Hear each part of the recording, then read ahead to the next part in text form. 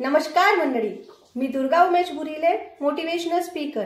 प्रत्येक व्यक्तीला देवाने एक ध्येय दिलेला आहे आणि हे ध्येय काय आहे, आपल्याला जीवन जगण्याचं कारण काय आहे हे प्रत्येकाने शोधलं पाहिजे आणि जीवन जगलं पाहिजे।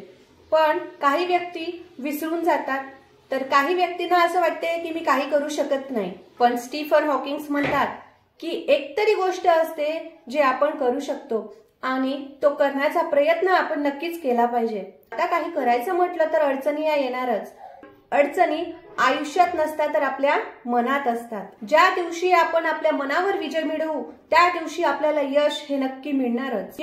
काही करायचं म्हटलं की परिस्थिती आडवी येते। आडव्या आलेल्या परिस्थितीला कडवी झुंज देणाऱ्यांनाच भरभरून यश मिळत असतं। पण आपण नेहमी चांगल्या वेळेची वाट बघत असतो। हॅरन हार्डी म्हणतात, जर तुम्हाला तुमची समोरची 10 वर्ष मागच्या 10 वर्षासारखी जगायची नसतील तर हीच वेळ आहे काहीतरी करून दाखवण्याची। मग काहीतरी करून दाखवायचं म्हटलं तर तसं आपल्याला चांगल्या वातावरणाची सुद्धा गरज असते। संदीप माहेश्वरी सर म्हणतात की आपल्या आयुष्यात कमीत कमी 5 तरी असे व्यक्ती पाहिजे की ज्यांना आपल्याला फॉलो करता येईल, ज्यांच्या संगतीत आपल्याला राहता येईल आणि तसं आपल्याला वातावरण मिळेल। कारण त्यांनाही माहित आहे, जर आपल्याला गरुडासारखी उंच झेप घ्यायची असेल तर कावड्याची संगत आधी आपल्याला सोडावी लागते।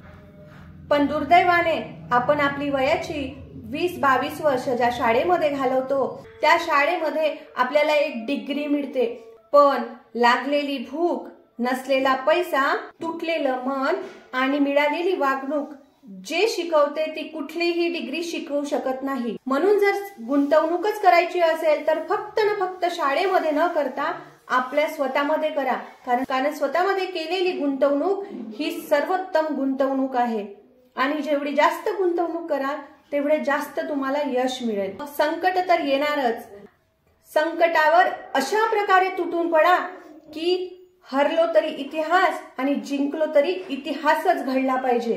तेव्हा आणि तेव्हाच लोक तुम्हाला आणि तुमचे अनुभव ऐकायला येतील। कारण लोकांना सुद्धा माहित आहे, सोसावे लागतील घाव, उचलावे लागतील कष्ट, सोसावे लागतील घाव, उचलावे लागतील कष्ट, तेव्हाच तुला सांगता येईल तुझ्या अनुभवाची गोष्ट।